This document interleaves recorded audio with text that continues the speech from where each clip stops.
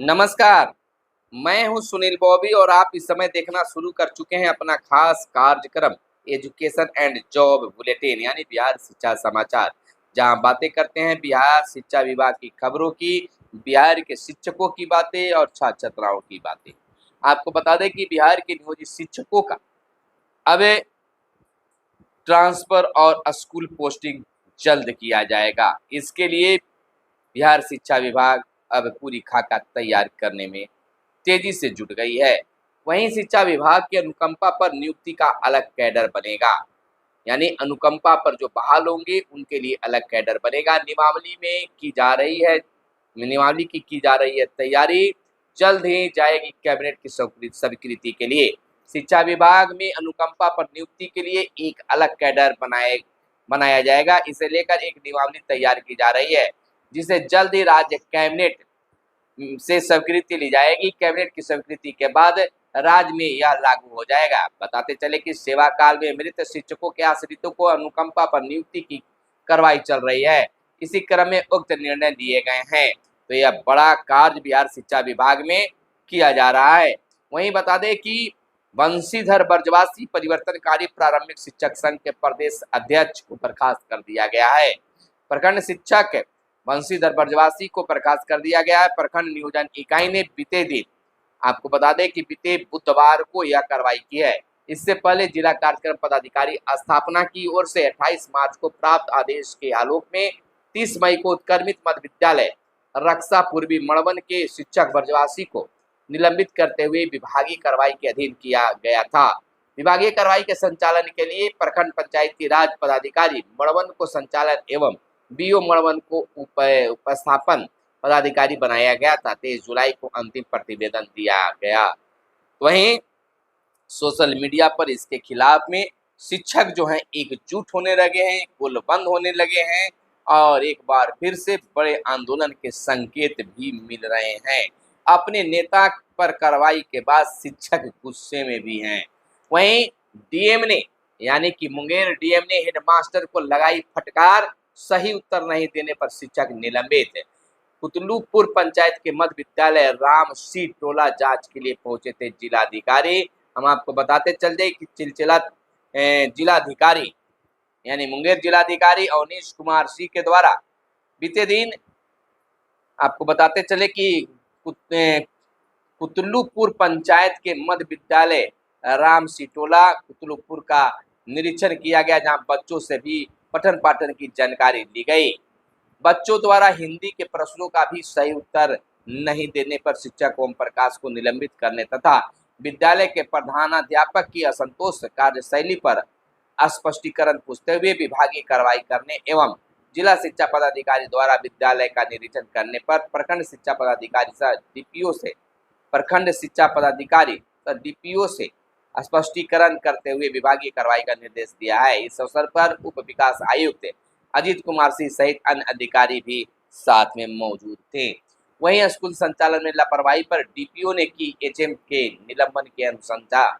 आपको बता दें कि विद्यालय संचालन में लापरवाही की शिकायत के जांच के बाद शिक्षा विभाग ने किशनपुर प्रखंड के उर्दू मध्य विद्यालय पीरगंज के एचएम के निलंबन की अनुशंसा की है। डीपीओ स्थापना में 13 जुलाई को पत्र जारी कर प्रखंड नियोजन इकाई को एचएम पर निलंबन की कार्रवाई का बातें की थी। वहीं आपको बता दें कि प्रशिक्षण नहीं पर शिक्षकों को सेवा से हटाया जाएगा। प्रशिक्षण नहीं पर शिक्षकों का सेवा से हटाया जाएगा। यानी कटिहार से खबर आई है कि वैसे शिक्षक जो अप्रशिक्षित है उन पर गाज गिरना तय माना जा रहा है। शिक्षा विभाग ने ऐसे अनट्रेन शिक्षकों को हटाने का आदेश जारी किया है।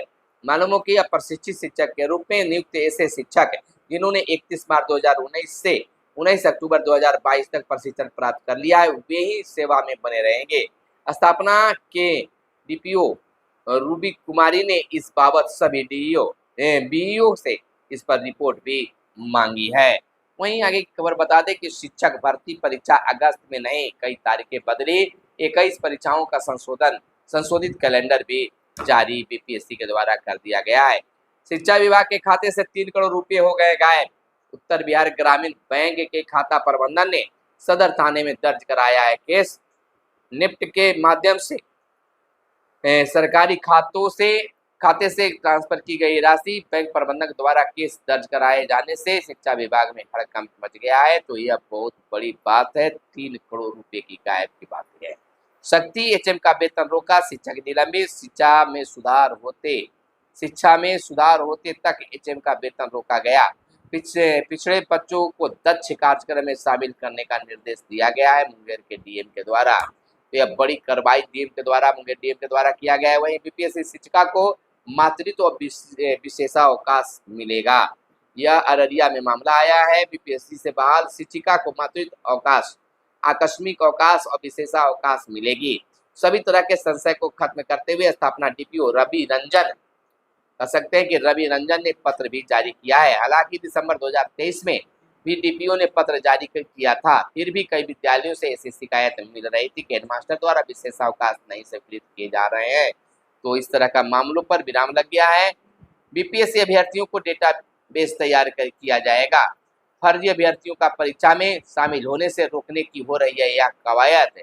वहीं रवि भानुभाई परमार अध्यक्ष बीपीएससी का कहना है कि आयोग में सभी अभ्यर्थियों की यूनिक आईडी बनेगी। आयोग में पंजीकृत अभ्यर्थी जैसे ही किसी परीक्षा के लिए आवेदन करेंगे उनका डिटेल खुल जाएगा। उसी आधार पर उन्हें सिर्फ रिक्तियों के लिए आवेदन करना होगा। वहीं सक्षमता उत्तीर्ण शिक्षकों की काउंसलिंग 1 अगस्त से होगी।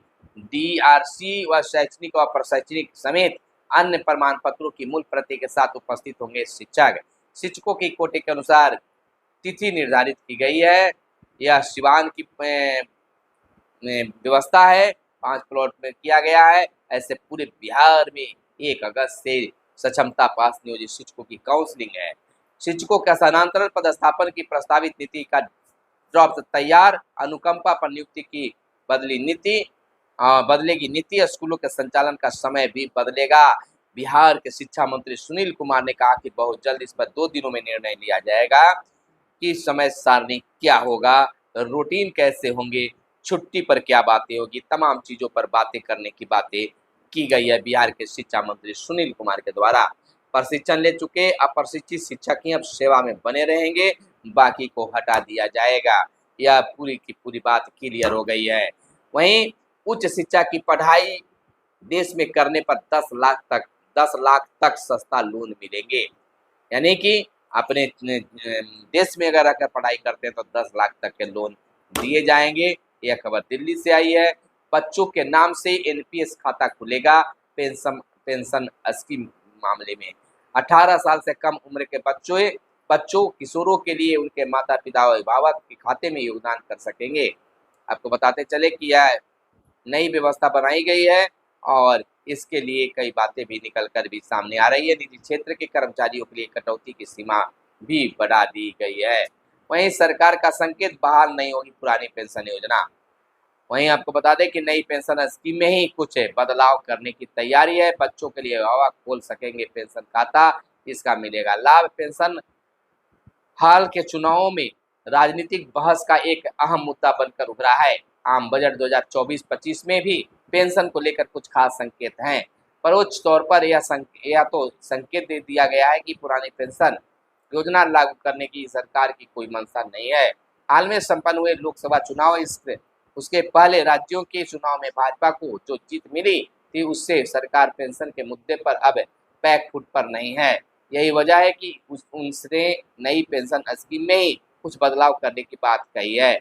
वित्त मंत्री निर्मला सीतारमण ने कहा कि एनपीएस की समीक्षा के लिए गठित समिति ने अपने काम में काफी प्रगति की है। केंद्रीय सरकारी कर्मचारियों की तरफ से रचनात्मक दृष्टिकोण वाला सुझाव मिला है। तो ये बड़ा बदलाव होने जा रहा है। और वहीं हम आपको बता दें कि जो रसोइया अगर हड़ताल पर जाते हैं तो उनके जगह पर नई बहाली की जाएगी। यह विभाग के द्वारा पत्र जारी कर दिया गया है। मध्याह्न भोजन योजना निदेशालय के द्वारा प्रभावी उप निदेशक मध्याह्न भोजन योजना बिहार पटना के द्वारा किया गया है कि मध्याह्न भोजन योजना अंतर्गत विद्यालयों में कार्यरत रसोइया सह सहायक के पारिश्रमिक में वृद्धि एवं अन्य भाग के संबंध में हड़ताल पर जाने के कारण मध्याह्न भोजन बाधित होने के संबंध में किया गया है कि अगर ऐसा होता है तो प्रतिदिन कटौती भी किया जाए 100 रुपये का और उन्हें हटाते हुए नए रसोइया का बहाली भी किया जा सकता है, सहायक की बहाली किया जा सकता है। बड़ी पत्र जारी की गई है। तो यह थी आज की खास प्रमुख खबरें, जो आपके लिए काम की खबरें थी, जो आपको जानना चाहिए। फिर मिलते हैं अगले वीडियो में, तब तक के लिए दीजिए इजाजत। जय हिंद, जय भारत, वंदे मातरम।